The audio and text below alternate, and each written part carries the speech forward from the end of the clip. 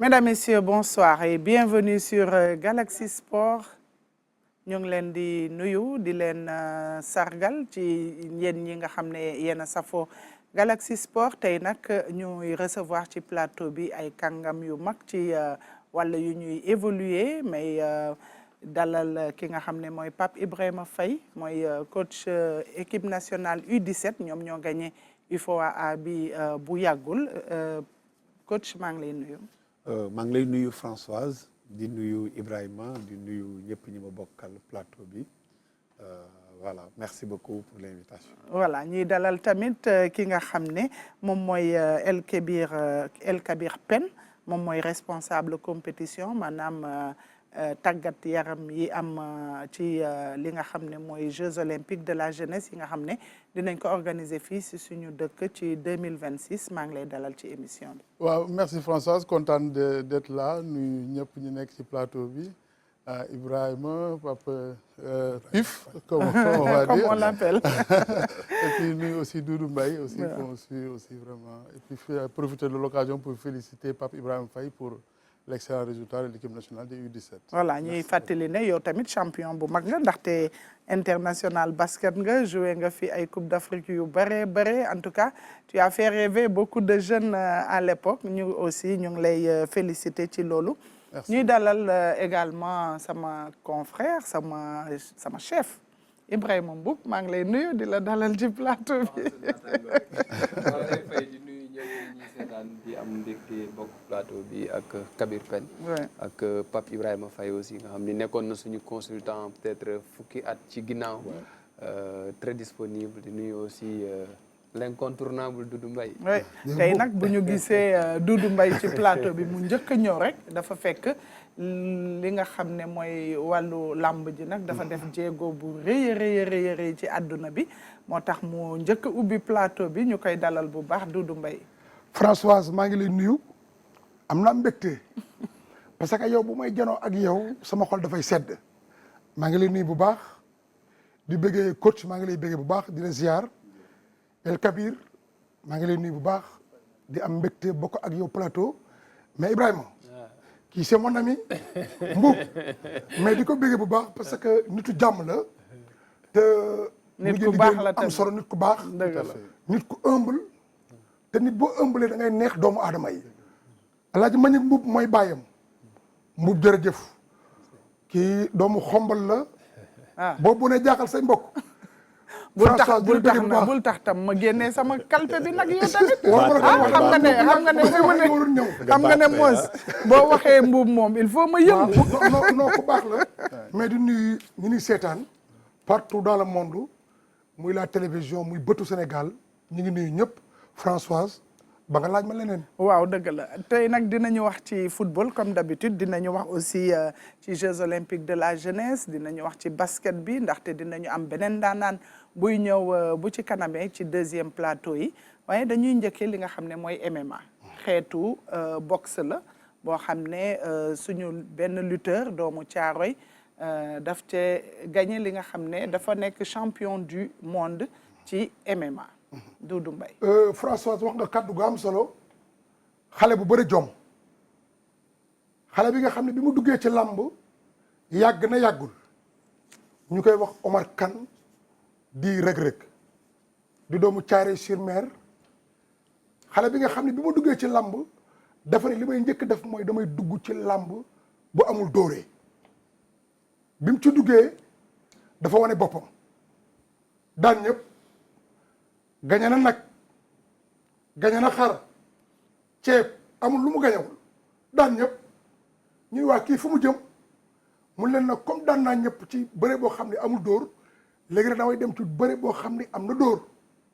mu ne kii am na fiddi mu ni falaa jëm bi mu dugg ci làmb bu am dóor dafa bëre ñi nga xam ne ñi gën a të ci làmb 10 gann kenn ñemewu leen la njëkk affronté bi muy jël Elton xamoon nga Elton Mboup xamoon nga Elton moo nekkoon écurie Balla Gaye numéro 2 bi mu ñëwee jël Elton ñëpp dañ ni kii dafay xaru bis boobu Balla Gaye numéro 2 mi nekk VIP bi moo doon bëri ak Gris Bordeaux ca Léopold Sédar Senghor keroog bu nu bëree ñoom ñaar ñëpp a yéemu ni Reug Reug est-ce que mën na daan Elton mii ñu bëre ñoom ñaar ba mu des 39 secondes pour ñu match nul ci la ko bët daan ko jëli bu rëy ba amul benn werante ñu ne Reug Reug looloo tax Elton bàyyi bëri dem Amérique toog fa Reug Reug moo ko génne làmb ji. Gris 2 xam nga ko. muy rakk ci Gris Bordeaux bu Fass. keroog bu muy bëreeg moom dañ ni kii lay xaru mu daan ko jëli bu rëy fii ci arène nationale muy suñu kër keroog ñëpp am mbégte ni xale bi fu mu jëm mu bëri ak guy gi xam nga moom day sempi yëkkati ba mu jóg ba ci kaw dóor ci suuf mu daan ko jëli bu rëy jëli ba amul benn werante xale baa ngoog ñu defee ni fa lay jeexee nag mu jël Sa Thiès muy rek ci Balla Gaye numéro 2 keroog bu nu bëri nag ci la dal défaite ci la doo koy am défaite ci avec frappe bi 8 combats la bëri am 7 victoire benn défaite keroog Sa Thiès da ko daan ndekete loolu moo koy defar mu ni comme daan na ma dama dem nag jëli Bombardier doomi Mbour gi keroog ñoom ñaar ba nu bëri fii ci arène nationale keroog jël bëri na ñu ni combine na mu leen déedéet maa ko ëpp doole maa ko mën léegi nag ñu ni may Reug Reug fu mu jëm mu ne MMA laa jëm léegi comme MMA la jëm tegal foofu sa loxo ñu daal di dellu si ci combat bi Ibrahima Mboup daal di ñu ci may tuuti ay ca leen ñu dem am bi ci xeetu tàggat yaram bi ñuy woowee MMA moom mooy doomu Sénégal ak doomu Afrique bi njëkk a nekk champion du monde des poids lourds ci One Championship nga xamee ni bokk na ci ñetti jongante MMA yi gën a mag ci àdduna bi. leneen li tax ndam li neex moo di ne Reug Reug moo njëkk a daan Anatoly Malikin ci MMA. One heavyweight MMA champion of the world. Reug Reug dafa yéeg ci ring bi ëndaale confiance gëm boppam. Anatoly Malikin moo njëkk a dóor Reug Reug fayu ba noppi mepp ko daneel ko doomu Russie bi nekk ci ay jafe-jafe Reug Reug am ay poñ yu am solo. The Senegalese wrestling star. He's incredibly solid and incredibly hard to deal with as Anatoly gets picked up and put down. Anatoly Malikin moom xeex la indi li ëpp ci ay kombaam day dóor adversaire am mu daanu wante Reug Reug may ko dara xeex bu tàng la ñu def.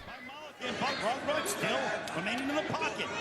Yeah, Reug Reug showing off a chin. Big right hand again, big right hands. For Malikin looking to pour it on. They both now in the clinch. combat bi metti na te yàgg fii Anatoly Malikin dafa song daal di tarxiis Reug Reug profito ci sox ko sox yu bëri. Malikin, no. And now Khan looking to pour it on here. But Malikin respect. ci juróomeelu round bi Malikin xam ni mi ngi bëgg a ñàkk combat bi mu wëy di xeex ak Reug Reug wante amul li mu bëgg Reug Reug wane fit ak njàmbarte mujjee jël ndam li ndaxte moo ëpp ay poñ loolu la arbitre yi dogal Reug Reug bokk léegi ci doomu Afrique yi gën a ràññeeku ci MMA niki Francis Ngannou Kamaru Usman ak Israël Adesanya. Makes history to become the first African one world champion as they take home the 26 pounds of gold to Senegal. Voilà, donc Oumar Kane alias Reug Reug Ibrahima qui est dans l'histoire des arts martiaux. Absolument dugg na ci taarixu tàggat yaramu Sénégal ak MMA parce que du doomu Sénégal rek bi njëkk a gagné One Championship aussi premier africain boo xam ne nii gagné na li nga xam ne nii moom mooy One Championship nga xam ne dafa bokk ci ligue yi gën a mag ci MMA. C'est vrai que am na yeneen africain yu gagné ay titres ku ci mel ni Adesanya nga xam ni gagné na poids moins en UFC nga xam ni mooy peut-être ligue bi gën a mag ak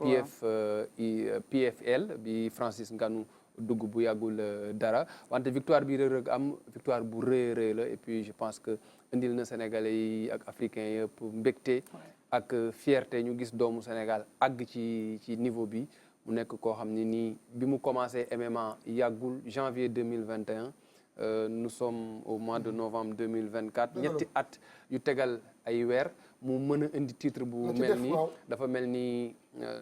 progressé na rapidement et puis amoon na préparation bu baax parce que Reug Reug booy xool préparation bi yëpp c'est entre Dubaï ak États-Unis donc c'est un athlète de haut niveau boo xam ne nii jox na boppam tous les moyens pour se préparer loolu moo jur tey résultat bi nga xam ni am na ko li ma ci gis ndax tamit moo di ne le fait que mu def bëre fii ci Sénégal bëre dóor lutte simple ak bëre dóor yëpp permettre na ko mu gën a mën a gagné ki nga xam ni mooy Anatoly Malikin nga xam ni moom tamit ci équipe nationale lutte libre bu Russie la bokk donc ñoom ñaar xawoon nañu am ay similitudes mais au final Reug Reug moo jël ndam li mu nekk ndam lu neex ci tàggat yaramu Sénégal. voilà alors benn doomu Sénégal mu nekk champion du monde loolu neex na ci xolu sénégalais yi yam waaw effectivement parce que xam nga li dynamique la rek boo xamante ni on voit dynamique bi nga xamante ni le sport africain fi mu nekk nii moom la nekk di am parce que boo xoolee Francis Ngannou ce qu'il a fait c'est juste incroyable et que ça montre aussi le réel de ce que nous sommes en train de faire bon ça demande juste à être valorisé et puis essayer de le faire changer d'échelle par de l'organisation par de la structuration pour parce que li ñuy def nii ñun am nañ ko ba pare parce que c'est pas n'importe comment en 3 ans nga mën a àgg ci yenn niveau yi nii ça veut dire que y a un travail boo xamante ni def nañ ko fii et ça aussi je pense que c'est important que de le mettre en valeur aussi ouais Doudou Mbaye lii neex na ci xol Françoise sama xol dafa sedd ndax sénégalais jël lii ndam la ci réew mi dëgg la le premier des sénégalais le premier magistrat de ce pays son excellence bi mu jëlee ndam li def na benn tweet xam na ne benn drapeau moo ko taxoon jóg muy vert jaune rouge muy xale bu bëre jom bi muy bëri ak Malikin bi ñëpp dañu tiit ma leen man du ma tiit ñu ne ma lu waral loolu ma leen très bien xale bi ci bëri la ko daan xam na ne am na doole bëri rek la ko mën a daane pour gagner ko keroog li gën a sonal russe bi mooy fausse garde la Reug Reug taxawee mooy teg pied droit parce que moom dafa bëri 14 combats 10 KO russe bi noonu la def 10 KO ku mu dóor nga tëddal sa bopp. amul benn défaite te ku mu dóor nga tëdd. mais keroog Reug Reug dafa am ay coach yoo xam ni ils sont trop forts dañu xool waa ji jàng ko indi Reug Reug mu indi fausse garde mooy teg pied droit boo tegee pied droit moom du la am foog mu daw ak yow ba ci roq bi coince la foofu lay mën a am ndam mais à chaque fois Reug Reug day comprendre ni foofu la ko yóbbu day daw génnaat bi mu dóoree nag coup bi mu esquiver ko ci la glissé àgg suuf. waa ji daan ko waa ji gañe ko ñu koy félicité nag bu baax parce que jàmbaar la mais def na ko Sénégal di ko béggee rawatina axlu làmb ñëpp ñu ngi koy ñaanal mbir mi jikko ba lépp lu mu bëggaat yàlla defal ko mais nag Françoise ñëpp ñu ngi naan MMA mbuub mais bëggoon naa tuuti xale yi bàyyi war xel ci MMA bi xaw a reculer tuuti parce que bokkuñu bëre ñun ak ñoom te MMA fu ne la ñuy dóor fu ne la ñuy ngàdd mën na la dóor nga sedd nañ ci bàyyi loolu ëllëg. non attention wax nga dëgg la. nañ ci bàyyi loolu ëllëg mën na ñëw mais loolu du lutte nag par contre boxe lay gën a lay gën a waaw mais ku ci mel ne Batlin Siki c'était un grand champion. tout à fait. parce que doomi Gendar la doomi Ndar. centre de l'élégance et du bon goût sénégalais. première capitale du Sénégal moom it jël na lii. mais beneen ci boxe la woon ma ne moom it def na lu mel noonu. waaw dëgg la parce que c'est un sénégalais. dëgg la di doomi Ndar. Cheikh Diop jërëjëf moom it moom waaw wax léegi moom solo lool. léegi ñu ngi koy féliciter di ko xaar aussi. ndaxte Reug Reug dafa war a ñëw. te xam naa ne waa Thiaroye fi mu dëkk dinañ ko teeru ni ñuy teeralee buur parce que le 15 la war a ñëw. te xam naa ne loolu moom bu ko kenn manqué xam naa Doudou Mbaye di ñu fa nekkal incha allah. en tout cas l'exploit est d'autant plus retentissant que le chef de l'État avait tweeté pour dire que le Sénégal est fier de cet exploit remarquable. Et je pense qu'aujourd'hui, Reug Reug, Omar Kane, alias Reug Reug, est dans tous les cœurs des Sénégalais et que nous allons l'accueillir en grande pompe. waaye Doudou Mbaye duñ la bàyyi nga dem parce que am na benn combat boo xam ne war nga ñu ko wax mu diggante Moussa Ndoye ak Guy gi. est-ce que xam nga ni Mbaye Guy gi est-ce que xam nga ni François bu may demee ci làmb foog ñu ànd xam-xam di nga jëlee ci làmb foo ko jëlee. yaa ma ko jàngal. ayca mu nekkoon combat bu am solo. muy les 20 ans de Bawol production. Assane Ndiaye 2004 mbuub la dugg ci lamb ba 2024 muy 20 ans mu def ko lamb jël nag doomi Bawol muy Mbaye Guy gi ak ki nga xam ne moom mooy Moussa Ndoye bu yaraax muy combat bu amoon solo gis nga bis baa ngi nii Moussa Ndoye takk ay lunettes am xam naa ni lamb kon mystique la xam naa xoolal bi muy dugg see gis nga lamb jaa ngi noonu mbay guy gee ngi noonu mu nekkoon nag bu bés bu rëy xam nga lamb c'est de l'art folklore la culture xoolal nii ñoom ñaar nag yàggu tëkkante Moussa Ndoye face à face bi ñoom ñaar amul lu ñu waxatewul xale yaa ngi noonu yaay combat yu ndaw la mu nekkoon nag arène nationale muy suñu kër Mbuub mos nga ñëw fii. waaw biñ koy inauguré je me souviens man ma Ibrahima Diop ñoo defoon direct bi. jërëjëf direct bi. mais j'avoue que depuis lors nag damay romb rek mais du ñàkk benn jour incha allah dinañ. non ànd ci lamb ji. non bëgg naa. combat Modou Lo ak Siteu ñu dem lamb ji. incha allah. aja fii Moussa Ndoye mooy bàkku.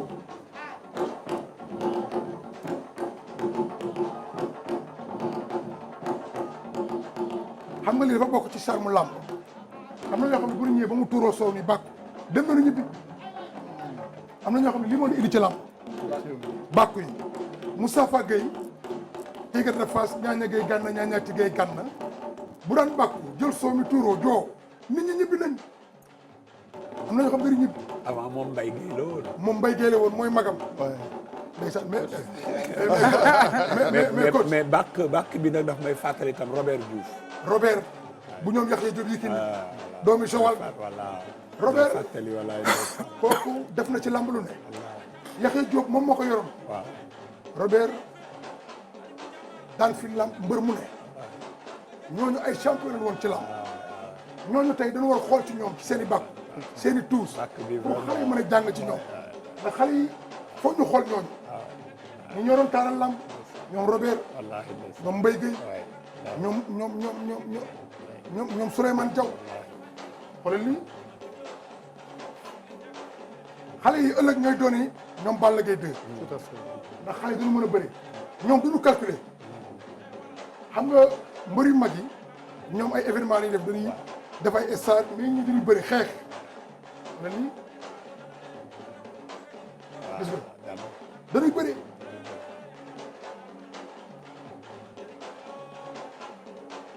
ndeysaan grand combat baa ngi noonu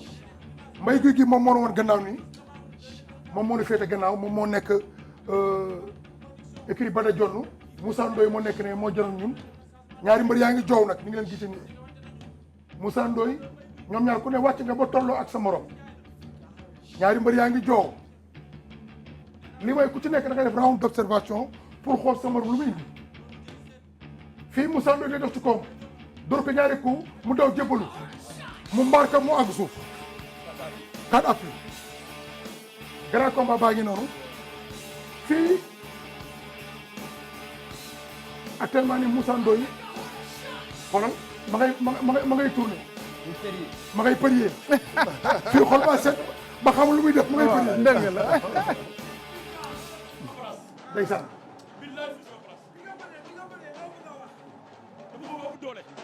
dama ko dàq bëri barki Seydina jàmbaar la nag mais moom xam ne dama ko doole billahi lazi la ilaha illa hu alhamdulilah rabbil alamin yoon bi yëpp tey jii nga dajeeg Mbaye Gueye gi ma ngay julli ma moom ma ngay julli ma ngay julli lii mooy de la war xel lépp ci yàlla man koy xam naa timis wala gée gée te moom sax booba gée passé na xam naa da doon fay Ibrahima day tooñ non mbuub day sabote fii xam naa da doon fay julli day fay waaw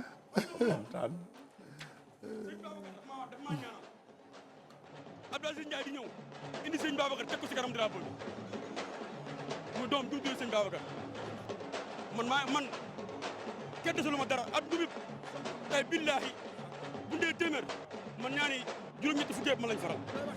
ak taxawaay bi nu am Yaraax moo tax aw ma droit de erreur tey dama ne noonu billahi liñ ma bëreloo bëreloo dañu ma xaaroon mbay man maa mënul xaar mbay su ma xaaroon mbay sama defar lay doon mbay maa ngi dox si koom maa nga dóor mu daw ñëw ma daan mais jërëjëf Fos jàmbaar jërëjëf Thiatou Yaraax jërëjëf Loso jërëjëf Pape Diop Boy Naar sama entraîneur yi sama rakk yëpp yal na yàlla fay sama xol foog nga ñëw Yaraax tey mënu ko ma wax baax Aïcha lii moom neex na Doudou Mbaye am na mbégte ndax combat bi combat coow la woon mu bëri ñoom ñaar combat bu métti seen face à face waxante na lu ne Mbaye Gueye gi ni ko sa làmmiñ nga yore Moussa Ndoye ni ko bu arbitre sifflé nga xam ne du ma sa morom Moussa Ndoye dafa jóge ci ñaari defet Garga Mbossé rakku sos moo ko daanoon daan ko jël bu rëy Sa Thiès daan ko yàggul mu am ñaari defet Mbaye Gouy Gui jóge ci ay dynamique de victoire ni ko maa la ëpp doole maa la mën maa la gën nekk xale waaye bërki démb leer na Moussa Ndoye jël na victoire bi Mbaye Gouy Gui ñàkk na mu doon drapeau Abdou Aziz Ndiaye muy 20 ans Bawol Assane Ndiaye ak Bawol production moo defoon 20 ans am jël ñee combat bi njëkkoon na am nag ñoom ñaar ñëpp blessé tey ji ñu dawalaat ba tey ji ñu tëggaat combat bi mu nekkoon combat bu am solo ñu ci bëggee nag waaxlu lamb yëpp tout à fait ñu ci bëggee Assane Ndiaye mi tëgg combat bi ndax lamba ngi nii lii suñu cosaan la war ñu koy bàyyi ci réew mi lii suñu aada la ñu ñoo ko moom ba tey am na ñoo xam dañoo bëgg làmb mbub xam naa ne ku bëgg làmb waaw ñun ñëpp bëgg làmb en tout cas muy kan Tafa Gueye moo doon sa mbër waaw ban combat moo la gën a neex bi mu bëri Tafa Gueye combat am ak Tyson bien bu njëkk bi wala deuxième bi bu njëkk bi bu njëkk bi bien vrai que dafa ñàkk waaw mooy bi mu koy mbot nii mais ce jour là Tafa moo def lépp je crois que def na lu mat 7 clés pour daan 7 clés dëgg la c'était un grand champion waaw c'était en 1997 waaw 97 keroog ba ñu bëree ñoom ñaar Tyson relance la ko daane relance la ko daane ñaaña gay gànna ñaaña ci gay gànna dafa mën a bëree nanu ñaanal ñooñu waay ndax bu lamb toll fii ñoom la dëgg la mais am naa mbégte nag waaw di en tout cas jaajëfal Galaxy yow tamit ñu ngi lay jaajëfal bu baax waaye ñu ngi lay xaar aussi lundi prochain ndaxte xam nga ne lamb ji dañu am président bu bees te foog naa ne du ñàkk mu ñëw fii ci suñu plateau ndax ñu mun a waxtaanee li nga xam ne moom mooy jëmale lamb ji kanam yëkkati nga kàddu bu am solo muy Malick Ngom actuel président CNG muy ku yàgg bëgg lamb doon daanaan ci lamb arbitré combat choc yu ne Malick Ngom arbitré na ko moom nag la ñu demee président CNG dëgg la comme ni nga ko waxee dañ doon xaar ñu installé ko waaw après waaye incha allah bu ñu ko installé pare dina toog ma janoo ak moom ak mbuub ak yow ñu waxtaan ak moom ci lamb amul benn problème fi lamb toll ak fa nga ko bëgg yóbbu dëgg la jaajëfal naa la waa kay merci Doudou Mbaye ñu ngi lay gërëm di la sant ñuy waxtaanee nag yeneen champion yi nga xam ne mooy gaynde football yi ñoom aussi dañoo am ñaari match yu ñuy préparé benn bi contre Burkina Faso jeudi la fii ci Bamako mu am beneen match tamit contre Burundi mu nekk mardi prochain waaye fi mu nekk ni ñoom ñu ngi def seen njëkk séance d'entraînement bu njëkk ci stade annexe bu maître Abdoulaye Wade ñuy préparer 5e ak 6e journée éliminatoire Coupe d'Afrique des Nations tey nag amoon na Ibrahima lu tollook ñaar fukki lion waaw léegi ñuy gis ni Edouard Mendy waaw ni moom lu ëpp weer a ngi nii ñëwul sélection dëgg la ndaxte dafa amoon gaañu Crépin Diatta ñu déglu ko même si peut-être ils ont des supporters maliens, pour nous, voilà, le plus important, c'est de se focaliser sur ce que nous, on a à faire. Et je pense que, voilà, on a su montrer sur ce continent qu'on a notre mot à dire. Donc, on n'a pas à craindre que ce soit le public, les deux publics ou le public adverse. Ceux qui me connaissent bien savent que moi, j'ai évolué sur pas mal de postes. Voilà, quand je suis arrivé à Bruges, je pense que tous mes débuts, j'ai joué pratiquement toute ma saison en tant que piston. Donc, moi, j'ai cette capacité. C'est une chance pour moi de pouvoir jouer beaucoup de postes. Après, voilà, se dire qu'aujourd'hui, je m'attends à jouer ici ou pas. Dans tous les cas, moi, ce qui est le plus important avec moi, dès qu'on fera appel à moi sur n'importe quelle position, moi, je suis prêt à jouer parce que c'est le Sénégal. Donc pour moi, le plus important, c'est le Sénégal. Ce n'est pas la position que je dois jouer. Si je joue arrière droit ou milieu terrain, ou je ne sais pas, excentré ou pas, le maximum possible est que je réponds présent. Et je pense que c'est le plus important pour moi. On est 3, ñetti jours locaux leen mais gars yi accueillir nañu fi ak tertu bu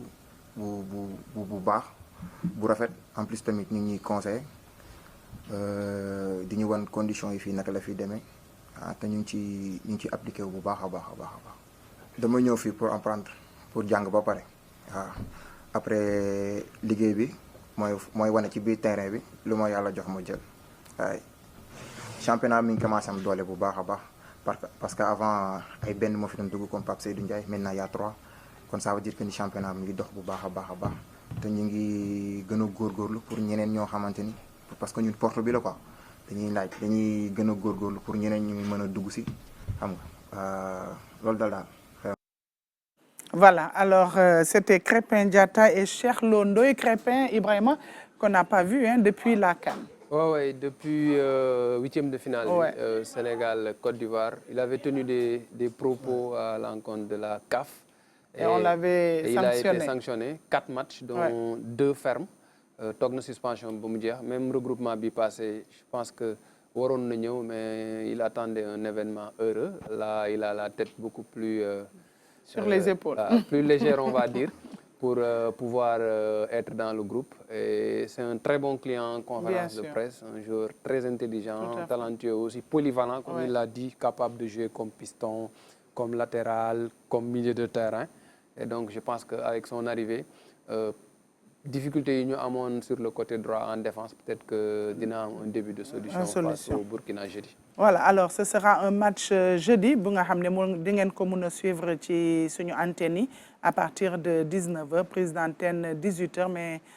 mun ngeen ko seetaan en direct et en exclusivité. Ce sera Sénégal Burkina Faso, ça va se jouer à Bamako. Alors j'accueille Koumba Diakhaté Mar, bonsoir. Bonsoir François. Et bienvenue sur ce plateau. Merci beaucoup. Alors nous allons enchaîner avec Pape Ibrahima Faye. Félicitations encore pour l'UFOA. Alors aujourd'hui, vous avez joué 5 matchs, 4 matchs plutôt, hein, et vous avez battu le Mali en finale. À votre avis, quel a été le match le plus difficile? Ban match moo gën a metti ci yow mi nga xam ne yaay coach équipe bi? Je dirais qu'il n'y avait pas de match facile. Alors, ils étaient tous difficiles. Oui, tous difficiles. Alors, mais le match qui a eu plus de sensations, c'était la finale. Parce que les amoureux du foot aiment voir des buts. Alors que ce match s'est terminé par un 3-3, donc 6 buts dans un match. Ensuite, des rebondissements dans ce match. Le Sénégal était mené à la mi-temps, 2-0. Le Sénégal est revenu en deuxième mi-temps et est allé jusqu'à mener 3-2 et être rejoint par le Mali à la dernière minute. Donc voilà, ce match s'est terminé par un tir au but. Voilà, donc vraiment, il y a eu beaucoup de buts dans ce match. Donc pour dire, amul woon daal match bu yomb. waaw match bu difficile yëpp difficile woon. voilà yëpp difficile woon. nga gagné yëpp la kon nag ku xarañ entraîneur bu xarañ wala joueurs yi ñoo xarañ. waaw mun nañ wax ne rek liggéey la bu liggéeyu ensemble. toute une équipe staff. ak joueurs ak aussi dirigeants yi. parce que du benn nit rek. mooy gagné match. mais est-ce que yomboon na ci yow pour nga taxawal équipe parce que xam nañ ne championnat bi démarré wul woon naka nga def ba mun a am benn équipe bu compétitive. waaw xam nga boo seetloo ñi nekkoon ci U17 daaw yëpp daanaka jàll nañ dem nañu U20. alors ba tax na nag dañu teel a jóg. dañu teel a jóg ci mois d'août bi daanaka bi mois d'août bi nekkee mi août ci lañ jóg di def ay rassemblement ay regroupement. regroupement yooyu nag presque première partie yëpp détection rek lañ doon def. bu ñu ñëwee war fa def 1 semaine wala 5 jours alors dañ leen di jouer loo rek ensuite di def ay entretien individuel di laaj xale yi seen quota de match ñaata match la ñu joué ci saison bi donc yooyu yëpp tamit tax na ñu am ay idée ci xale yi ensuite gis leen tamit ñu joué ñu mun leen dajale def ci nag équipe def nañ lu mot 3 rassemblements ba 4 yoo xamee ni nii détection rek lañ doon def après nag ci presque 1 mois yi des ci lañ def travail bi war pour mun a maintenant terminer tournoi bi IFOA bi. Ibrahima coach man dama bëggoon ñëwaat ci finale bi. finale bi scénario bi c'est un scénario exceptionnel. Exceptionnel, il faut le dire. Moi, j'aime pas trop employer ce mot-là, mais je pense que c'était exceptionnel parce que Sénégal ci première minute bi la jël but. dem mi-temps bi ñu mëne ko 2-0 bi nga demee ci vestiaire yi ci mi-temps bi. ban discours nga tenir aux joueurs ba ñu mën a ñëw déjà égaliser dès l'entame de la seconde période mën a dem def remontada bi face au Mali. xam nga Ibrahima nit ñi muy coach yi muy éducateurs yi ci kër yi sax nit ñi ute nañu ay démarches man xale yi du ay xale yoo xam ne bu ma ñëwee vestiaire comme li ko nit ñi yaakaar damay xëcc ci nopp yi wala damay yuuxu wala damay saaga déedéet bi ma ñëwee ci vestiaire yi wax naa ak ñoom calmement li ci gën a bëri bu ñu ñëwee ci vestiaire ñoom dama leen di bàyyi benn 3-4 minutes entre eux ñu waxtaan bu ñu paree nag man ci laay ñëw donc bi ma ñëwee ci vestiaire yi et avant may ñëw ci vestiaire yi dama amoon benn idée ma oo suma ñi may liggéeyal suma staff sumay adjoint comme on les appelle mais moi je les appelle des collègues ma oo leen bi ma leen ooyee ma wax leen li ma am ci suma bopp te du benn yoon tamit du ñaari yoon tam def naa ko ak ñoom ma wax leen ñan ñoo war a dugg aussitôt à la mi-temps ma wax préparateur physique bi ñooñu na leen jël mu échauffer leen après bi ma duggee ci vestiaire yi ma taxaw ci tableau bi expliquer xale yi bu ñu duggee mi-temps bi nan lañ war a taxawee donc dañoo changer sunu li ñuy wax système de jeu bi ñu joué woon premier mi-temps bokkul ak système de jeu bi ñu joué deuxième mi-temps mais nag du lu ñuy improviser nekk na loo xamee ne nii du benn yoon du ñaari yoon man at xale yi def nañ ko à l'entraînement def nañ ko tamit match sànq rek sa consoeur bi nekk ci rajo bi ma ngi ko koy fàttali ñun ak Oslo FA je crois noonu lañ tudd joué nañu benn match amical Thiès dañ ñu mëne woon biñ ñu mënee après nag bi ma duggee nag ci vestiaire dama fàttali xale ne leen yéen a ngi fàttaliku match bi ñu joué te ñu mëne woon ñu dañu changé woon ni ñuy taxawee may leen taxawaay boobu nag moom la ñuy ñëw deuxième mi-temps pour mun a jël si Mali fàttali naa leen tamit ne leen Mali dafa am 45 minutes dugal ci 2 buts ñun mun nañ amit 45 minutes dugal ci lu ëpp 2 buts te boo seetloo match boobu premier mi-temps bi bien vrai que c'est une très bonne équipe malienne mais il y avait pas une nette domination ba tax ñu war ñu dugal 2 buts bii bi dafa teel te deuxième but bi dañoo nekkoon ci suñuy principe offensif donc nous les principes off on démarre les sorties de balle à partir du gardien la première passe va vers le premier défenseur qui est à ses côtés léegi nag malheureusement une mauvaise voilà donc boo seetloo deuxième but bi noonu lañ ko jëlee bi ñu ñëwaatee nag mën na leen nañ ànd at suñu xel nañ leen calme bu leen énervé wu bu leen perte tamit seen temps ci ay arbitre bi tiré na lii wala joueur bi weq na ma wala xaw na fa am sax mais yooyu yëpp dafay déconcentrer xale yi et puis da leen di perte loo seen énergie alors j'ai cherché vraiment à les ramener à être serein et jouer alors essayer maintenant de marquer. Et avec un coaching gagnant, parce que Yamar Ndiaye bi dugg noonu def doublé bi ça veut dire que le coach avait vigé. waaw c'est ça loolu mooy xale yi daal maanaam lu ñu jàng la ñu tari. waaw dañoo tari voilà dañoo tari donc loolu moo tax ñu gagné Mali léegi tey ngeen gagné UFOA A parce que daaw tamit Mali moo leen génne woon si mes souvenirs sont bons. ngeen di war a dem Coupe d'Afrique des Nations ñuy fàttali nag ne Sénégal moom mooy yor titre bi. maanaam moo yor raaya africain naka ngeen fas yéene dem ci compétition boobu pour garder waat seen trophée xam naa ne du yomb nag. déedéet du yomb parce que tamit ñeneen ñi bëgg nañ ko. même UFOA bi sax sunu voisins yi sunu naataango yi. sunuy adversaires yi ñoom ñëpp dañ taxawoon ne Sénégal non stop waruñ chaque fois ñu koy teg ñu koy jël. di wax rek ne diñ koy waajalee comme kuy waajal. tournoi comme kuy waajal aussi championnat donc bu ñu amee ay date repère xam kañ lay commencer xam aussi fan lañ koy jouer bu boobaa dañ def benn plan d'action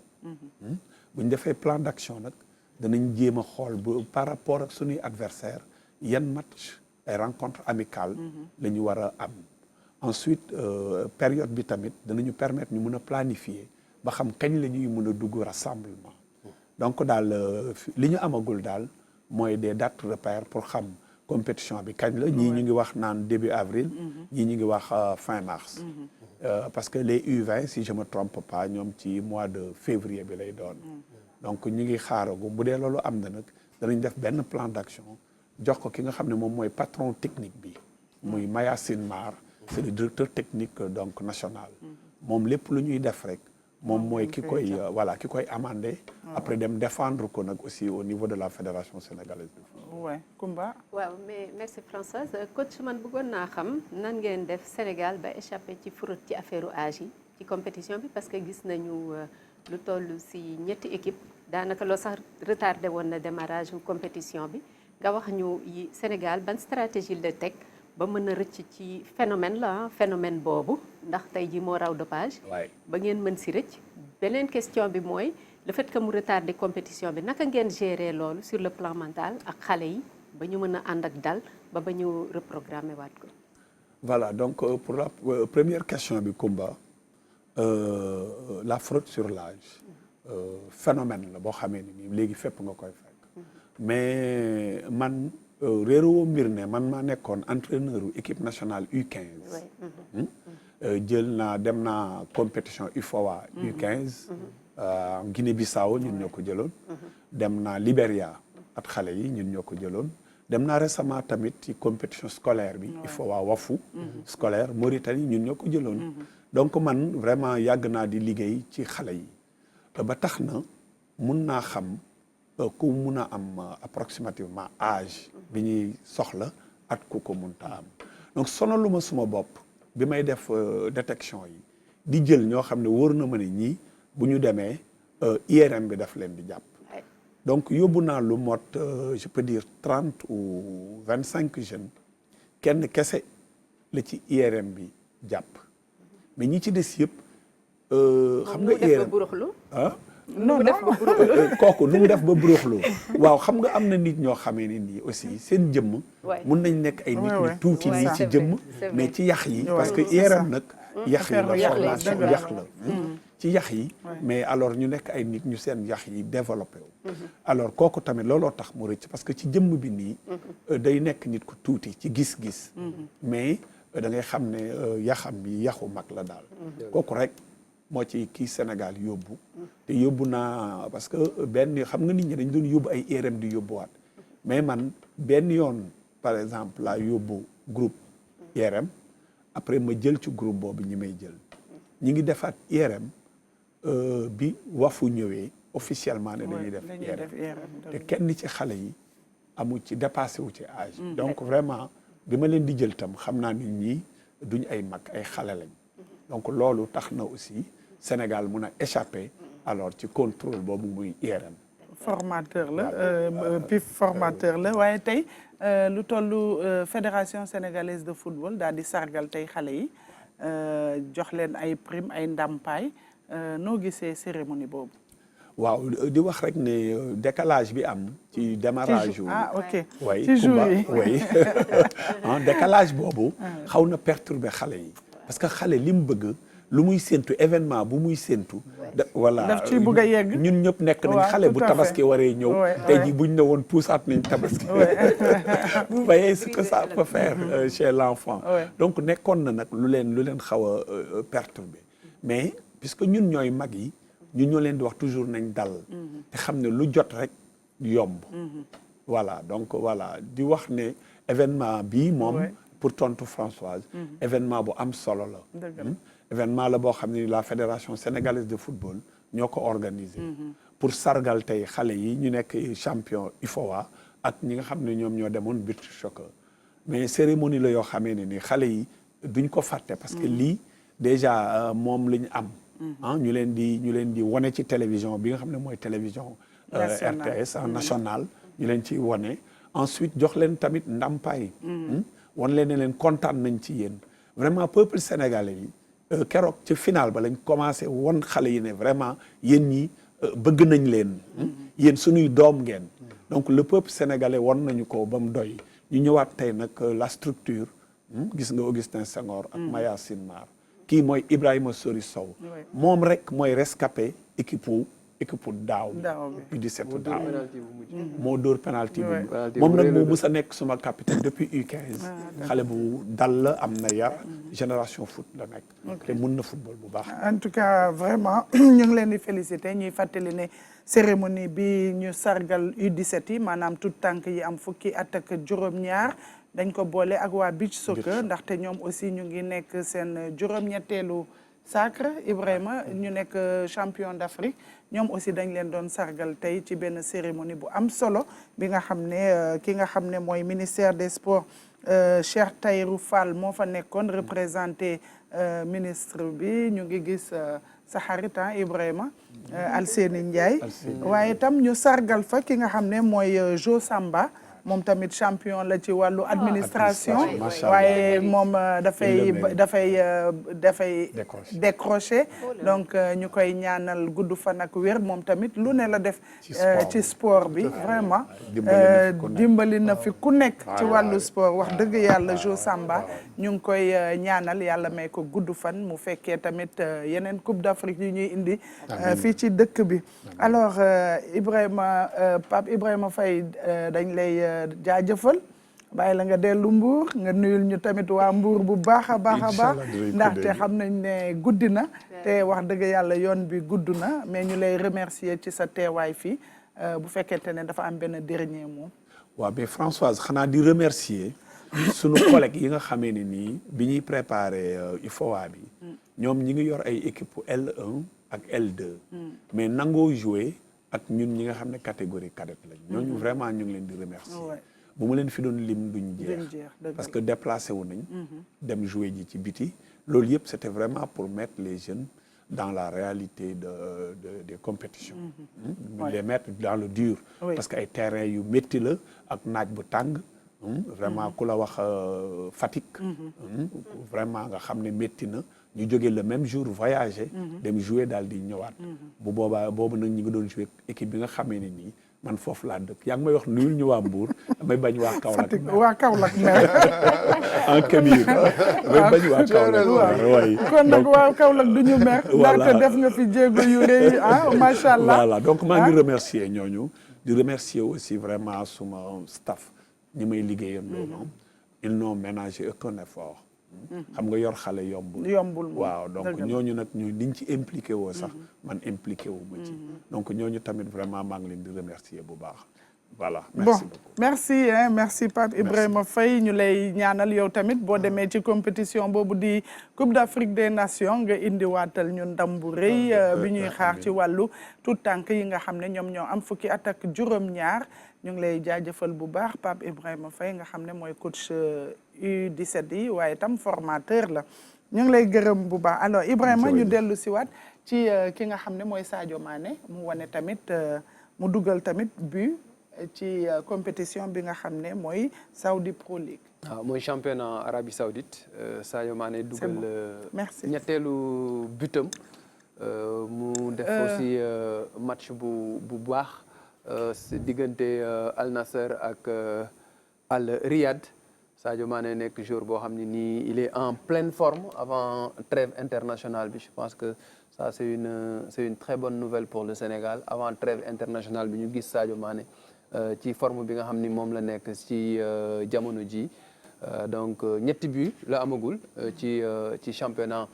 Arabie Saoudite bi mu tàmbalee ba léegi presque week-end bi ci internationaux sénégalais yi nekk Europe ak Arabie Saoudite moom rek daanaka moom moo ci dugal. waaw alors ñuy féliciter bu baax Sadio Mané di ñaan moom tamit mu dugal bu Sénégal di jouer contre Burkina Faso. équipe bu koy réussir parce que ñu ngi fàttaliku bi ñuy def 2-2 ci éliminatoire coupe du monde 2018. dugaloon na demi-finale coupe d'Afrique 2022 aussi troisième but bi mu dugaloon ñu ngi koy fàttaliku. su ma juumul aussi match bi passé bi ñuy def 1-1. moom moo dugal c'est une équipe qui lui réussit souvent. d'accord en tout cas ñu daal di dellu si ci li nga xam ne mooy championnat ligue professionnelle 4e journée bi yoon nag Koumba Diakhaté Mar ñu ngi assister ci première victoire wu AS Pikine face à Oslo 2-1 waaye tamit Teungueth FC bi nga xam ne ba léegi kenn dóoragu ko moom moo dóor ki nga xam ne mooy équipe bu Linguère bi. waaw soo bëggee ñu seetaan élément bi doog a ñëw. ci d'accord ñu seetaan élément bi. ñeenti ndam ci ñeenti match Teungueth nag mi ngi wéyal yoonam bi nga xam ni ndam rek la ki nga xam ne nag moo gagné woon daaw championnat bi ci jonganteem bi ak Linguère daf ci am ndam 2 bal ci 1 ci ndorteel yi rek Teungueth dafa wane boppam di song yi takarnaase waaye mënul fexe ba dugal mi-temps 0-0 ginnaaw noppalu gi biñ delsee ci terrain bi Teungueth delluwul gannaaw di gën di song ci juróom fukkeelu simili ak juróom benn ki nga xam ni mooy Layus dafa def centre bu am doole Adama Diarra daal di dugal muy 1 bal ci dara pour Teungueth juróom benn simili ginnaaw gi Layus moomu dellu si waat defaat centre bu am solo Ibrahima Diop mbëkk daal di dugal ñaareelu butu Teungueth bii nag mooy ñetteelu butu Ibrahima Diop bi saison bi tàmbalee ak léegi ñi nga xam ni ñooy Samba Linguère yi ñoom jéem nañu daal di yeewu bi nga xamee ni ñi ngi nekk ci arrêt de jeu yi fexe ba am penalty Doudou Soumaré ñëw dugal ko mu tax Teungueth gagné match bi ci 2 bal ci 1 ci kanamu Linguère Teungueth nag daal di gën a dëgëral taxawaayam ci boppu classement bi. ca stade Alassane Djigo AS Pikine moom it dafa am ndamam bu njëkk bi saison bi tàmbalee ak léegi ci kanamu Oslo 1 bal ci dara ci match boo xam ni jongante bu metti la woon ndax occasion yi bari woon na lool waaye nag AS Pikine moom dafa daal di fexe song am ab coup franc boo xam ni jege na lool Adama Diaw daal di koy dugal mu nekk but bi nga xam ni moom rek moo am ci match boobu 1-0 pour AS Pikine bi nga xam ni moom bi mooy ndamam bu njëkk ginnaaw 4 journée. voilà ginnaaw 4 journée ñu am ñaata bi foog naa fukki bi ak 2 la ñu dugal. ci Ligue 1 bi waaw tane na parce que journée bële passé moo ëppoon ndax ñi ngi nekkoon ci fukk ak juróom je pense mais journée bi li si gënoon fes mooy 2 match yi ndax xam nga ñëpp doon xaar Teungueth bi nga xam ne mooy champion en titre. te bi saison bi tàmbalee ba léegi moom amagul benn défaite ay ndam la tegale xëy na sax ñi ngi doon xaar peut-être mu am benn. mu lajj mu lajj mais mi ngi assuré continuer marche victorieuse. ki nga xam ne itam mooy AS Pikine moom tamit ay supporters am doon nañ ko xaar parce que Pikine bi saison bi tàmbalee ba léegi mën naa wax ni que supporters am yi daanaka daal xàmmewuñ ko parce que mënuloon fexe ba am ndam mu am ko ba pare am ko à domicile fi nga xam ne fa la dalal Oslo ca Pikine ci stade Alassane Djigo dóor ko 1 bal ci dara et Françoise boo ko permettre rek ñu enchaîner ak yeneen résultat wu ñeenteelu bëccëg bi. waaw foog naa ne mu ngi ni tableau baa ngi ni voilà tableau bi affiché nañ ko gis nga ko bari na ay match nul Dakar Sacré-Cœur ak Casa Sport ñoom nul blanc lañ def 0-0 alors que Génération Foot ak Guédiawaye Football Club nul la itam ku nekk am 1 bal wante Wali daan moo def jaloore ndax dafa dem fekk ji Jamono bu Fatick daan ko 1 bal ci dara Jaraaf moom nul la def ak AGEL bu parce que Jaraaf a été tenu en échec c'est ça ndax quand même xaaruñu woon loolu HLM moom it promu bi nga xam ne moom waxagul dernier moom it dafa def match nul fexe match nul ak Wakam ku nekk am 1 bal AS Pikine wax naa ko léegi 1-0 la Gorée aussi a fait une belle opération Gorée bi nga xam ne dafa dem fekk ji Sonacos daan ko 1 bal ci dara et Françoise après résultat yooyu ñu ñëw ci li nga xam ne mooy classement bi ndax ci classement bi wax naa ko sànq Teungueth FC ba léegi moom moo toog ci boppu classement bi am fukki poñ ak +5 Jaraaf moo ci topp am juróom-ñetti poñ Gorée am juróom-ñaari poñ Gorée ak HLM nag boo seetloo ñoo tolloo ay poñ wante ci goleverage bi foofu la Gorée gën a jëmmale boppam ndax mu ngi am +2 alors que HLM +1 la am même Walidana moom ak HLM mun nañu à tout moment revenir peut-être ñëw si 3e wala 2e place bi peut-être ci prochaine journée bi ci suufu tableau bi nag li nga xam ne moom laay wooyee la zone rouge foofu ñi ko sekk mooy Jamono bu Fatick Sonacos ak Linguère gis nga ko ni Linguère nag moom moo ci nekk ci position bu gën a métti ndax moom moo nekk ci ndàdde bi ndax ñaari poñ rek la am voilà ak ci goleverage bi moo tax mu jël daanaka ndaare ci classement bi Sonacos aussi rëccagul moom tamit gis nga ko 2 points la am de même que jamono bu Fatick ak Casa Sport donc ñooñu daal ñoo nekk ci suufu tableau bi Françoise ginnaaw bi ñu amalee ñeenteelu bëccëgu championnat bi. Voilà alors pour la Ligue 2 ñoom nag ñoo gën a xarañ ndaxte dugal nañu fukki poñ ak juróom-ñaar ah ñu nekk Esamay Mbour ñoo def 2-2 Douane Duc def 3-0. AS Kaffrine Seneps def 2-1 ci classement bi ñu am AS Kaffrine moo nekk ci boppu classement bi ak 10 points fukki poñ plus 8 et puis Stade de Mbour topp ci Cambérène ak Thiès FC ci suufu tableau bi malheureusement nag kumba ñu am Jambar ak Jambar ak Amitié FC même RS Yoff nekk 14e donc Jambar moom war nañu ressaisir bu baax ndax lu xew daal waaw parce que dañu démarré ci difficulté sax deuxième Ligue 2 tout à fait dañu wàcc ci difficulté yi vraiment ñuy ñaan rek ñoom ñu gis jëlaat seen place bi ñu jëloon na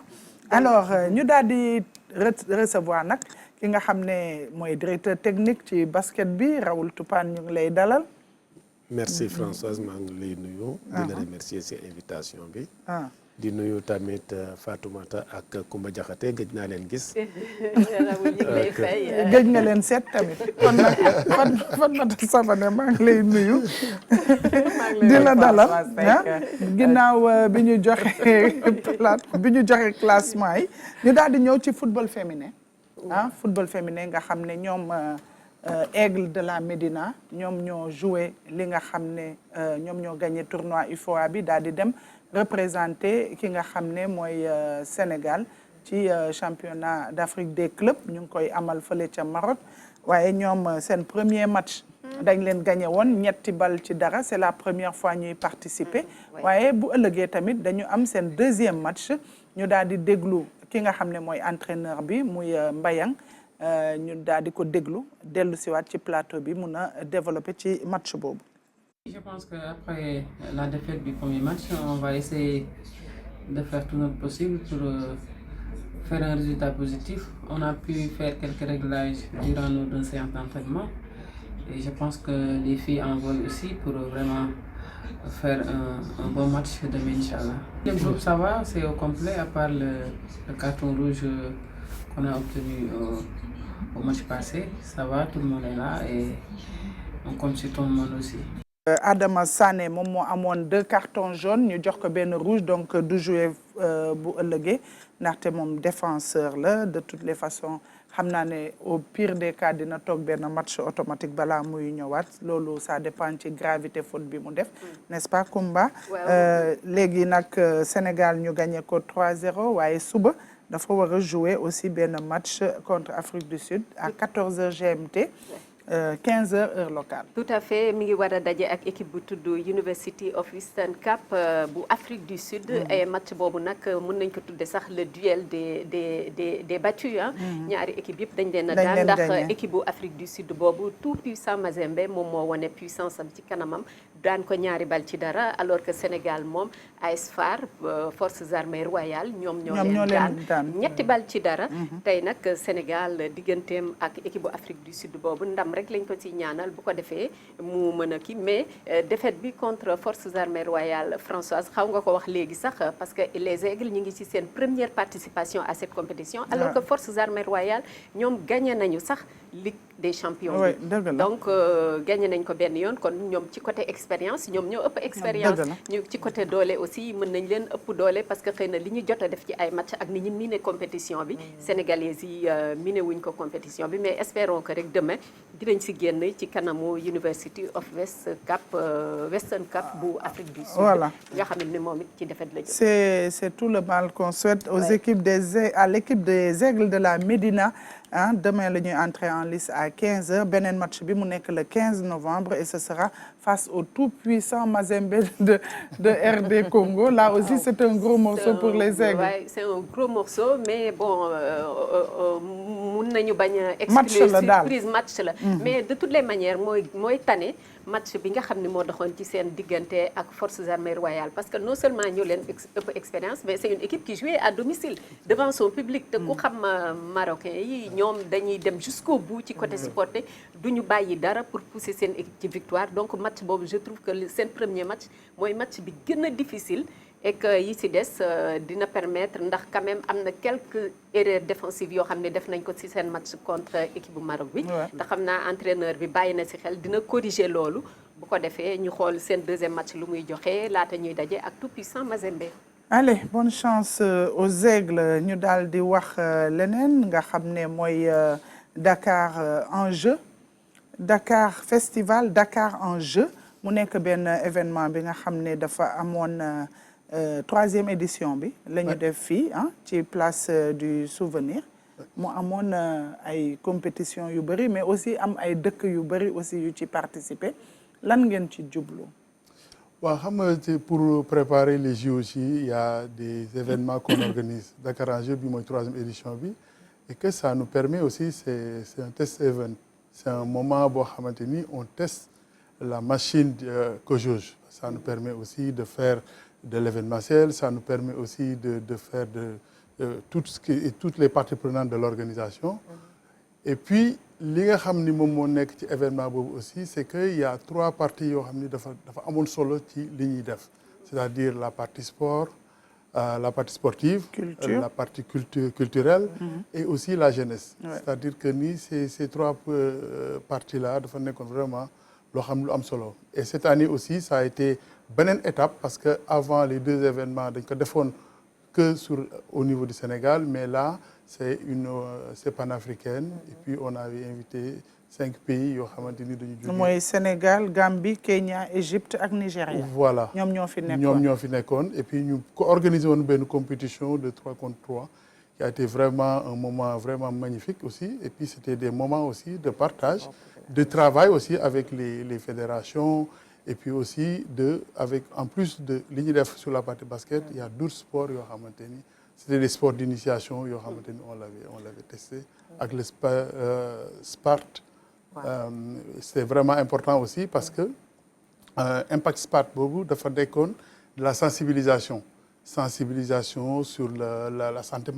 mentale, sensibilisation sur l'hygiène, sensibilisation sur tout ce qui est bucco-dentaire, etc. On avait 6 médecins suisses et 6 médecins sénégalais. Et puis toute cette pluralité d'initiatives et de partage, d'échanges, dafa nekk yoo xamante ni ça nous permet de nous préparer vers les JOJ. Et puis ak concert yi nga xamante moom la ñu def au niveau de Dakar,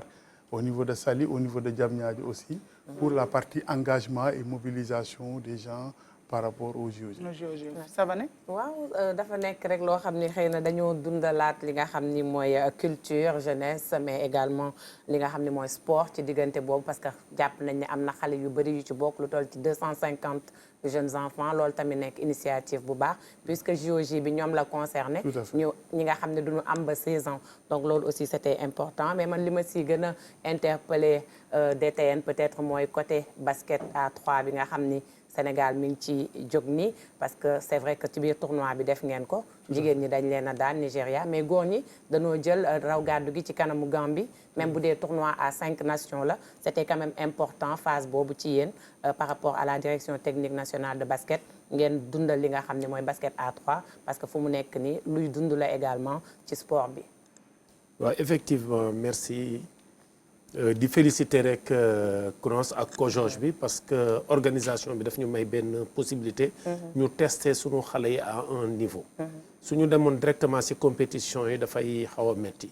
c'est vrai que balaa ñu fay àgg am na ay étapes yoo xam ne ministère mi ngi koy taxawal pour 2025 il y a déjà un programme qui est mis en place léegi nag ñun li ñuy def ci compétition bi on remercie la fédération le président de la fédération et tous ceux qui se sont engagés, que ce soit les commissaires et toutes les personnes qui ont aidé à l'organisation de cette manifestation. Mais lii dafa tax ñu gën koo dekkil parce que 3-3 bi ñu bëri xamuñu ko woon mais moonte doon nañ ko fi jouer te dafay nekk benn activité boo xam ne dafa xaw a nuroog rapatak nuroog street basketball des unités élémentaires de petites unités la neex na organiser ba pare terrain bi dafay ndaw public bi day jege dafay gën a chaud donc dañ si war a gën a feedback bi ñu am si compétition bi daf ñuy gën a saxal si li ñu war a def ñu sawar si pour mën a gën a continuer compétition yi par ailleurs dañ si gën a dañu invité sunu naataango yi nga xam ne ñoo nekk si région yi même si compétition 5-5 ñuy commencé développer 3 contre 3 c'est vrai que amaguñu woon infrastructure yoo xam ne demee nañ noonu mais dañuy utiliser sunu terrain traditionnel yi dagg ko ba nga xam ne xale yi dañuy commencé def donc projet yi ñu bëgg mooy lancer beaucoup de compétitions au niveau national commencé ko si mag ñi mu doon locomotive pour yóbbaale xale yi alors Koumba oui man dama bëggoon xam rek El Kabir bi mooy 3e édition bi est-ce que tey ngeen di xayma si ginnaaw def bi xayma bi lan la leen di jox d'abord ci côté niveau athlètes yi nga xam ni ñoom la ñuy yaakaar ni war nañu mën a soobu ci JOJ yi parce que wax nga ko test grandeur nature la en direction des Jeux olympiques de la jeunesse ban xayma rek ginnaaw bi ngeen paree lan nga ci mën a jàpp comme évaluation ci niveau technique u xale yi pour représenter Sénégal. waaw xam nga niveau technique c'est pas nous. le niveau technique c'est la fédération. Ouais. Après nous ce que notre mandat c'est de livrer les Jeux. Et puis nous c'est sur tout ce qui est aspect organisationnel moom la ñu nekk vraiment et ça a été vraiment un moment incroyable un moment d'émulsion aussi en interne au niveau du COJOS dans le travail. Est-ce que si ma reformuler sama question est-ce que yow ci sa jàngat yaakaar nga ni Sénégal tey mën na am un certain nombre de fédérations yoo xam ne dinañu engagé ay xale ci JOJ yi parce que participation Sénégal loolu am na solo aussi ci organisation bi. Mais effectivement, parce qu'il y a 25 sports de compétition et 10 sports d'engagement. Ça veut dire que sur les 25 sports, je pense que le Sénégal a largement les moyens de le faire. Et puis, il faut, je pense que sur la partie préparation, il y a du travail à faire. Et ça aussi, les fédérations, vraiment, ils ont fait beaucoup. Et puis, les réunions interministérielles, c'était des sujets qui ça a été abordé là-bas. Et puis le président Diagne Ndiaye et le coordinateur Ibrahima Wade, c'est pour eux. C'est-à-dire que nous allons accompagner pour que l'organisation n'ait qu'une référence. Parce que ce qu'on est en train de faire, c'est du lourd, c'est énorme. Et puis c'est une première aussi pour l'Afrique, pour notre continent. Ça dépasse le Sénégal. Ça veut dire que ce moment-là, ce sera vraiment un moment vraiment incroyable pour notre pays, pour notre jeunesse et pour le sport. Parce que ce qu'on est en train de faire, les test events qu'on est en train de faire, les JOJ, il y aura 6 000 bénévoles. Les JOJ, c'est du lourd, 6 000 bénévoles. Et les participants aussi. Plus de 3 000 athlètes. Ça veut dire que tous ces bénévoles-là seront fermés. Alors que vous étiez à 2250, c'est ça ce que tu as dit, 250 jeunes qui ont participé. Oui, qui ont participé. Bien sûr, mais ce sont les jeunes. Mais autour, il y a également tous ces encadreurs, tous ces techniciens. Exactement. Et puis même le match, on était... Bon, j'avais des pincements de cœur parce que je voyais que ni les contributeurs, ni les contributeurs, ils voulaient rentrer. Et puis, ça veut dire que ils ont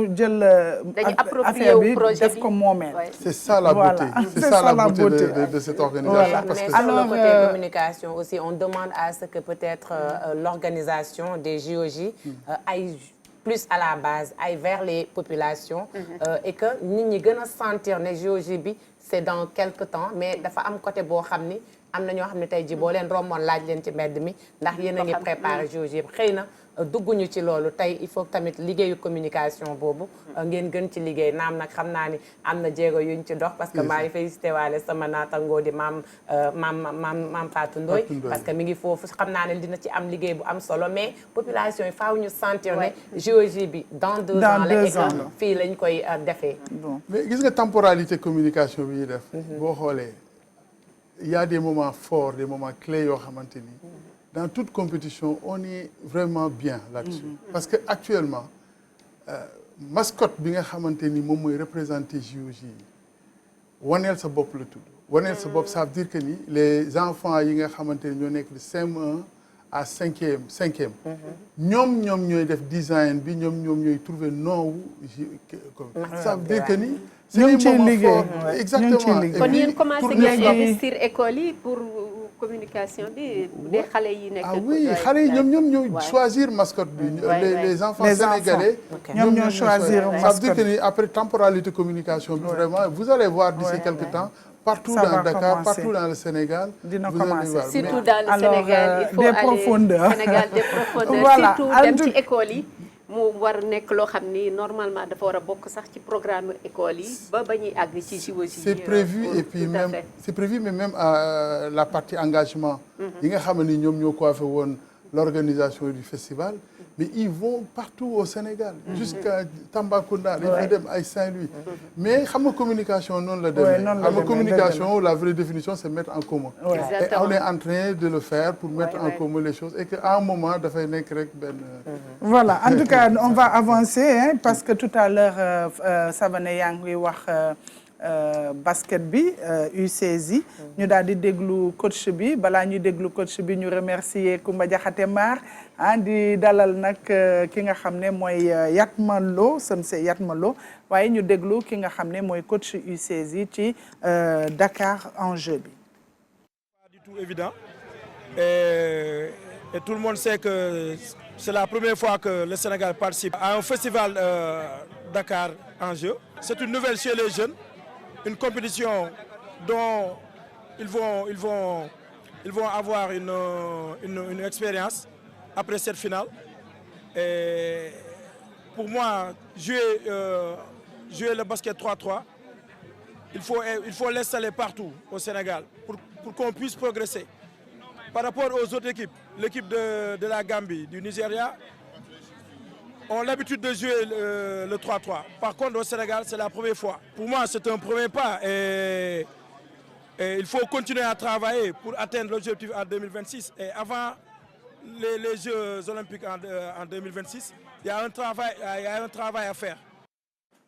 Voilà, il y a un travail à faire. On est en 2024, mais c'est moins de 2 ans maintenant. Hein, on va revenir à vous, Kabir Pène. Alors, Sensei Yatma Lo, maa ngi lay nuyu di la dalal. di la fay di am mbégte di daje ak yéen. waaw di am mbégte di daje ak ñun loolu xam nañ ko. Voilà. Merci beaucoup. Alors, on va passer à Raoul. Alors, DTN, où va se jouer la fenêtre FIBA finalement? Finalement. d'après les dafa amoon ay. waaw ay tiraillements xam nga fii ñun ñëpp ay sénégalais lañ. lu am tamit wax ju am suñu nit ñi waxtaanee. dañuy trouver solution. Le président de la fédération maître Babacar Ndiaye communiqué woon na si tout récemment bi gars yi waxee. ak la tutelle waroon nañu gisee pour waxtaan. si yenn information yi ñu am ça aboutit ça va aboutir. parce que tamit soo xoolee ni waa judo sax. balaa ñuy terminer discussion bi. Boun Daouda joxe woon na ay ébauche plan B. donc loolu dafay dalal xel yi. je n'ose pas encore confirmer parce que la tutelle moo war a wax. mais c'est en bonne voie et j'espère bien les équipes ont commencé leur venue. et que yenn réservation d'hôtel yi def nañ ko ba pare. donc c'est en bonne. c'est en bonne voie. J'espère bien que le tournoi se tiendra à Dakar Arena. En tout cas, on le souhaite aussi. Hein. Léegi fenêtre FIBA bi fii lay amee si suñu dëkk. Est-ce que disponibilité coach bi c'est acquis? mais il avait de Sagana, est-ce que dina ñëw? Il avait confirmé qu'il allait venir. Il s'est débrouillé avec son employeur pour que ñu libérer ko. Il connaît l'enjeu. Il connaît la situation du Sénégal, l'importance du basket ak li nga xam ne ñun ñëpp yaakaar bi nga xam ne moom lañ si am. xam nga ñun Sénégal dañoo xaw a doy waar chaque fois que suñuy jouer rek gagner la ñuy bëgg yàlla bu mu doon nag si suñu biir réew. donc il est conscient de la situation son impact dans le jeu moo tax moom ci wàllu boppam tamit il a tout fait pour convaincre ses employeurs pour que ñu libérer ko si période bi pour mu mën a ñëw def liggéey bi. Alors équipe bi ñu ngi regroupement le moral est bon wala duggaguñu regroupement wala lan moo des. ci préparation. gis nga système mu fenêtre yi. les gens dañuy faral di réfléchir en football comme les footballeurs. di ne regroupement bi programme. Les fenêtres ci comme niñ koy defee léegi ci football bi da ngay am benn laps de temps. Les joueurs doivent être là le 18. Le 18. Donc dinañ am 3 jours ou 4 jours d'entraînement pour jouer à partir du 22, 23, 24. Donc entraînement yi du bëri quelques réglages lay doon peut-être que 2 ou 3 séances d'entraînement dañuy am. looloo waraloon mois de juillet bi passé coach bi ak fédération bi ñu préparé woon benn camp d'entraînement pour préparer ce temps-là pour xool tamit les potentiels joueurs yi nga xam ne ñoom ñooy mën a libre ñu mën leen a préparer. alors dinañu dellu si waat ci yow fi mu nekk nii ñu dem ci Sensei Yatma Lo mu wax ñu tuuti ci championnat d'Afrique bu Viet Vo Dao. waaw Sénégalais yi demoon nañu Abidjan semaine bii passé am fa 39 médailles 39 médailles yi nag nekk na médailles yu am solo muy 9 en or nekk 14 en argent 18 de bronze mais ci combat bi nga gis nii fii lañu jëkkee am médaille d'or ci championnat yi. et ki ko jiite nag mooy Fatoumata Ba gis nga ciseau bi muy def nii lii bu amul ci Viet Vo Dao dootul Viet Vo Dao. alors bu nekk gis nga ko xale boo xam ne bu xarañ ànd seeg Alassane Sy William Sène ak Pape Bounama Seck voilà podium bi gis nga quand le Sénégal gagne gars yi dañuy kontaan taxawaayu gaynde parce que c'est important mu nekk loo xam ne lu am solo la alors li si nekk rek mooy dañuy soxla toujours ay moyens encore parce que dafay amaat ay championnat du monde pour mën a dem championnat du monde leneen am na ci biir kii bi gis nga fi mu nekk hymne national bi bu ñu koy tëgg nag ñëppay xam nga hymne national bu ñu koy tëgg nag saa waay dafa nekk loo xam ne lu am solo mu yëngu lii day yëngal xol ah François li ngeen jooy fii si Coupe d'Afrique bi neexoon na alors gis nga ku nekk ngi téye sa drapeau parce que c'est important nga yore sa drapeau di ko wane alors gaa yaa ngi kii bu ñu paree da nga gis ñu fecc yu deex fecc yu graaw waaw tàccu nag mais nekk na loo xam ne dañuy féliciter l'encadrement le ministère avait donné 5 billets mosul am nag ministère mosul jël billet jox leen ko bii jox nañ leen 5 billets Mamadou Koor mooy entraîneur sax moom la ñuy sargal nii di ko fêter blouson yi ak lépp lu ñu def ñoo ko ñawal seen bopp ministère jox leen 5 billets ñu dem ci anam yu jekk nag 34 personnes 5 billets ñoom ñoo fayal lycée yëpp ça veut dire que loolu tamit war nañ ko seetaat. 34 billets 34 personnes ñu am 39 médailles. ñoom waaw 39 médailles gis nga et Algérie moo jël premier deuxième Sénégal troisième Côte d'Ivoire ku ëppale nombre parce que dafa bëri ay pàcc dafa bëri ay épreuves yooyu boo si bokkul ndaare ngay jël Sénégalais yi nag préparé nañu le maximum mais dajale le maximum def appel de fonds qui leur a permis d'acheter des billets dem si conditions yi ñuy dëkkee nag du ma ko wax parce que ay conditions yu difficile mais toujours est-il que le plus intéressant li amoon solo lépp mooy gagner te gagner nañu. Seule la victoire est belle. voilà en tout cas félicitations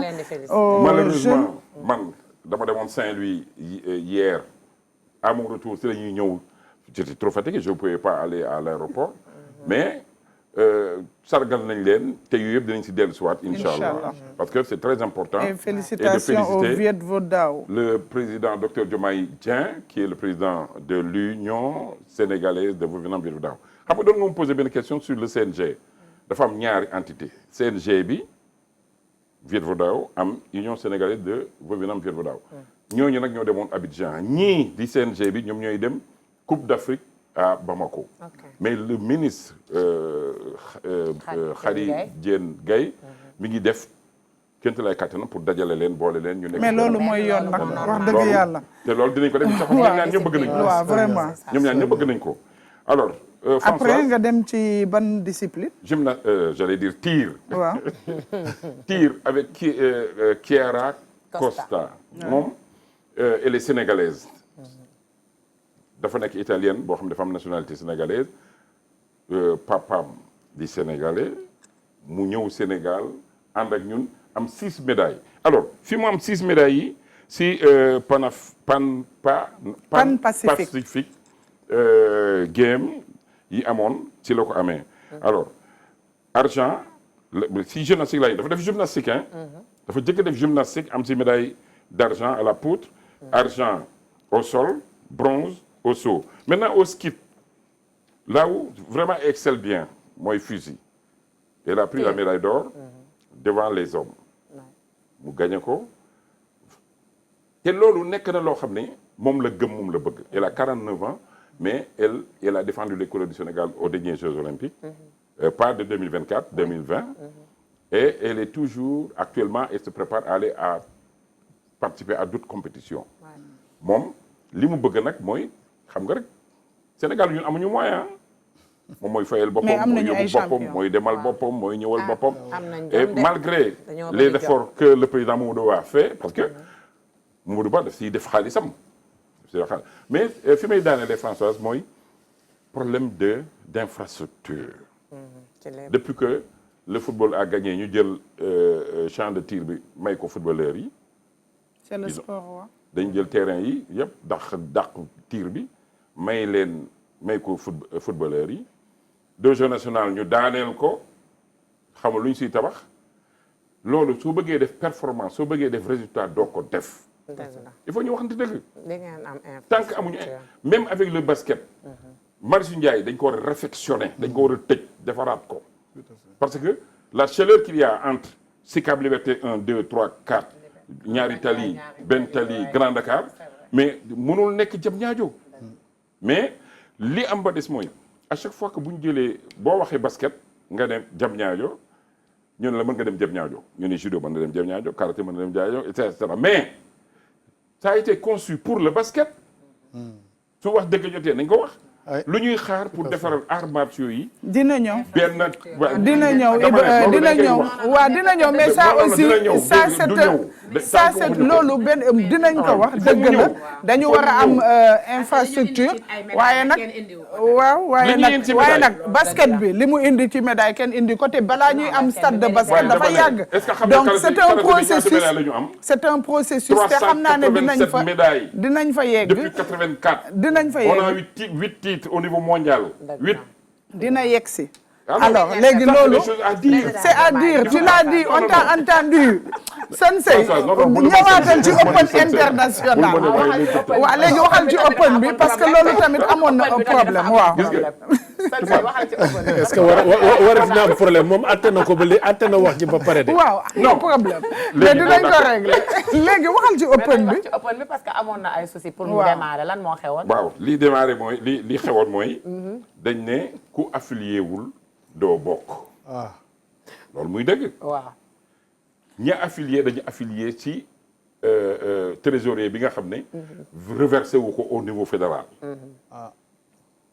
La fédération dafa créé lu ñuy wax code marchand. code marchand boo xam ne pour mu am traçabilité. am vraiment mu leer. léegi kële di récupérer mais du verser. ñii ñëw engagé wu. ñu ne leen yéen nekku leen ci liste engagé yi affiliés yi. waaw mais léegi ñi affilié def nañu compétition. non dafa ndànk bul kii. waaw xam nga munoo expliquer nag tam ba mu jeex ñee dañuy ñëw ne dañuy bokk jóge Diourbel fay ay bus fay xaalis. ne mënuñu ñëw fii di ñibbi comme ça. on a négocié. malgré cette négociation vraiment tiré nañu. après ñu ne dañuy tiré. ñeneen ñi nga xam ne affilié wuñu ci fédération bi yéeg si tapis bi ne kenn du fi def compétition. te nekkuñu si dëgg. est-ce que nekkuñu si dëgg est-ce que nekkuñu ci dëgg aussi dañuy def proposition ñu ne du fekk c'est comme ça les arbitres ñi nga xam ne ay arbitres dañu ñëwoon pour arbitrer. du ñu arbitrer. mais combattants yi nga xam ne nag dañu ñëw bëggul ñu leen frustrer. nañ leen boole. mais xam nga le problème mooy lan Toupane. il faut que ñu régler le problème du karaté. il faut que la famille se retrouve. Le véritable problème mooy loolu. On ne peut pas. Il faut qu'on trouve une solution. mënuñu toog rek ñee nekk fee di wax ñee nekk fee di saaga ñee nekk arts martiaux du loolu. arts martiaux mooy dañuy toog ñu waxante dëgg. ñu xool problème naka lañ koy régler. Les gens se retrouvent. On va créer les assises des arts martiaux. Mais finalement finalement open bi ça a eu lieu. non am na dafa am ay images yoo ñuy wane. non parce que dafa yéex a dugg. ok dafay moo tax génnewu ma ko ci journal bi. et cetera. mais loolu dafa nekk loo xam ne. ça me tient à cœur. parce que depuis 81 laa nekkoon secrétaire général de la première fédération de karaté. 81 bi ñu koy formé j'étais membre du comité de la fédération de judo en 118 ba ñu génn ma nekk secrétaire général Disques Asiatique nekk président de la fédération lu fi xew xam naa ko et j'œuvre pour la transparence le bon déroulement des choses il faut que nit ñi toog ñu bàyyi seen égo yi de part et d'autre nag dem police dem gendarmerie dem tribunal. loolu moom xëjul ci sportif wax dëgg yàlla vraiment xëjul ci mais je pense que c'est un cri de cœur qui va être entendu et j'espère que dinañ ko régler waaye am na benn réaction aussi bu ñu am ci Ignéti Ba. non ba tey image yi parewul. montage yi parewul mais tu nous promets quand même de ramener ça au prochain Galaxy. Au prochain Galaxy di ñëw et demain je ferai tout pour qu'il y ait au moins quelque chose dans le journal. Voilà alors merci kontaan naa tey ci yow trop parce que cri de cœur bi nga indi xam naa ne sujet discussion la te du ñàkk dinañ ci discuter waat et que l'appel justement et que l'appel sera entendu parce que quand même il est temps que la famille des arts martiaux se retrouve parce que sinon on ne peut rien faire dans la division. Le président fait tout. tout le monde ñëpp a ngi ciy wax journalistes yi ñëpp a ngi ciy wax donc j'espère que l'appel sera entendu alors une question pour Toupane. peut-être mu wax ñu rek c'est vrai que fenêtre FIBA yi ñu ngi koy xaar parce que dañuy dem ci li nga xam ne rek moom mooy ay joutes maanaam ay joutes africaines maanaam ci compétition africaine tey jii sunu taxawaay ci wàllu li nga xam ne mooy compétition boobu nga xam ne fii lañ koy amalee nan la demee ndax joueurs yi di ñëw ndax ñi nga xam ne la dañ leen yaakaar wala ñi nga xam ne la ñoo disponible wala ñëpp ils se valent et que groupe bu ñëw rek mën nañu indil ndam tey jii fan ngeen toll ci sélection boobu puisque xam nañ ne sunu coach itam mën na ñëw comme tamit mën na bàyyi Pa bi Gueye gérer kon tey jii nan ngeen nara doxalee loolu noonu ñu war a préparer. objectif compétition bi on voudrait faire le maximum de victoires. soo xoolee match yi ñaari poule la ñu am ñooy jouer Sénégal. ñun ñi ngi bokk poule suñu premier match ñi ngi war dajeeg Rwanda. deuxième match bi taseeg Gabon. troisième match bi ak Cameroun. sélection bi participation moo am ak organisation. organisation bi c'est tout un ensemble il y a un comité qui est mis en place par la fédération et géré par le président lui-même su ko délégué muy noonu mais man sur le plan technique li ma gën a intéressé mooy sur le plan technique nous avons fait am na coach bi génne na benn sélection 12 joueurs 12 joueurs yi nag mooy c'est un bon potentiel mais tamit problème de disponibilité la ak disponibilité suñu jëlee kaawu Ibrahima soo jëlee kaawu Ibrahima Fall Faye c'est un de nos meilleurs éléments mais malheureusement pour nous il s'est blessé récemment moom moo am contrat demoon Chine yeneen cas il y a 3 personnes en l'occurrence Mbaye Ndiaye dañu yaakaaroon si moom mais ñoom duñu mën a libéré wu xam nga fenêtre yi ñi nga xam ne dañoo nekk en NBA duñu mën a ñëw et généralement ñi nga xam ne dañoo nekk en G League tamit G League ak ñi nga xam ne dañoo nekk en Euroleague duñu mën a ñëw mais joueurs yooyu yëpp ñii di ñëw nag duñu wax ni ay joueurs ay second couteau lañu non ce sont des joueurs très bons il y a le retour de Youssou Ndoye le capitaine il y aura la présence de Branco qui sera là il y a le retour de Jean-Jacques Abdou Karim Mané mi ngi ci groupe bi mooy la nouvelle waaw la nouvelle recrue moo taxoon préparation février kii bi juillet bi lii moo ko waraloon dañoo bëggoon xale yi am benn cohésion pour nga xam ne dinañ mën a préparer donc ambition wu tournoi bi c'est de faire le maximum de victoires en attendant la fenêtre de février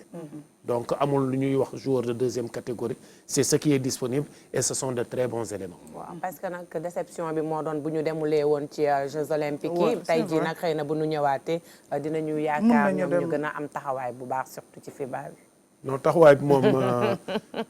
xam nga joueurs yi ñoom chaque fois que ñuy jouer fii seen biir dëkk ku si nekk da ngay am loo motivation supplémentaire ce sont de bons joueurs motivation supplémentaire bi nag ils ont un coach boo xam ne tamit mi ngi leen di canaliser ba nga xam ne kenn du def loo xam ne am na fulam il est très gentil mais am na fulam boo xam ne dem na bay libérer boppam pour mën a ñëw c'est pour que surveiller boppam mbir mi ba nga xam ne lépp war a mën a jaar si yoon inchallah loolu nag tamit ministère ak fédération ñi ngi doon liggéey si yëpp pour que lépp mën a yemb alors championnat bi kañ lay démarrer. championnat bi 28 décembre loolu la ñu prévoir moom ngeen prévoir ah incha allah. amoon na communiqué bu génnoon parce que ren nit ñi waxuñu ko liñ doon jooy at yi yëpp passé gis nañu cette année saison bi teel na tëj. bi mu teelee tëj club yi am nañu temps préparé wu. amoon nañu benn réunion comité directeur élargi. tout récemment ba ñuy def benn suggestion. dañu bëggoon a organiser le 21 la nuit du basket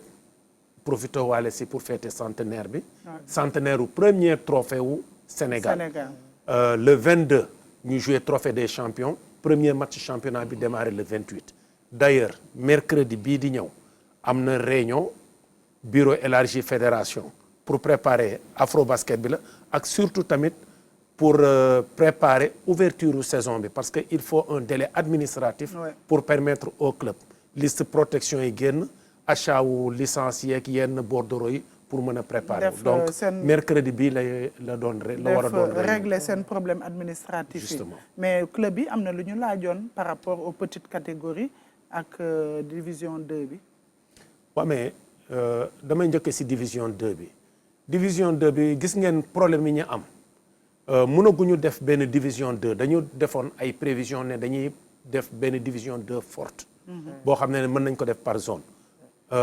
matagul ba léegi parce que on a beaucoup de problèmes actuellement il y avait 30 clubs qui demandaient à s'affilier mais ni ñu defee kii bi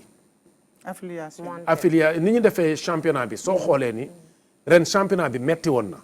division 2 bi mën nañ ko def mais pareeguñu soo xoolee suñ ko defoon dañuy delluwaat tournoi de montée en deuxième division lay doon mais actuellement pratiquement loolu la ñuy def avec les divisions régionales soo xoolee ni championnat deuxième tournoi de montée bi avant loolu dañu amoon benn tournoi régional yoo xam ne dañ ko def sous forme de championnat dans certaines zones si yeneen ñu def ko sous forme de tournoi ñoom ñoo ñëw def tournoi de montée en première division et on a vu la montée de Pikine Basket chez les filles et EPT de Thiès. Chez les garçons, nous avons eu... ISEC, pardon? Mané du wala équipe bu ISEC bi ngay wax. Non non ISEC du ISEC. Non non du Guédiawaye. Abbas moo yéeg. waaw